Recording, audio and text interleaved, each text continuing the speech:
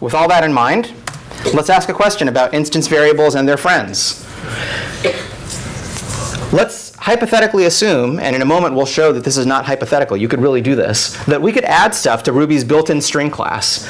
Here's a super useful method called curvy that basically will return true if the uppercase version of the string includes, or fails to include any curvy characters.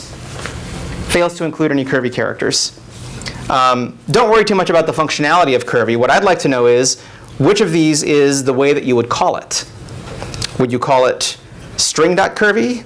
Would you call it directly on a string receiver? So think about that for a moment. Initial vote.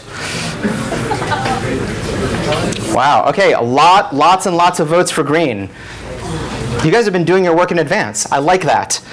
So let's understand why green is the correct answer. First of all, the way that I defined the curvy method, what kind of a method is it? An instance or a class method?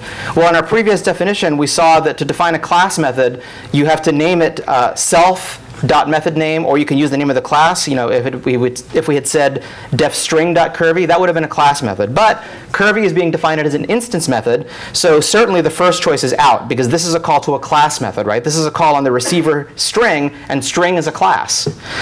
What about these guys over here? Let's look at, curvy foo. Well, curvy is defined as not taking any arguments. So anything like this, choice 3 or choice 4, has to be wrong because we're trying to pass an argument, but the function isn't written to take one. On the other hand, the reason that the green choice is right in this case is because when you're calling an instance method of something, the value of self in an instance method, very much like in Java, the value of this, is the value of the object that received the method call. So hopefully that clarifies it for the people who didn't get it, but most of you got it right, and well done.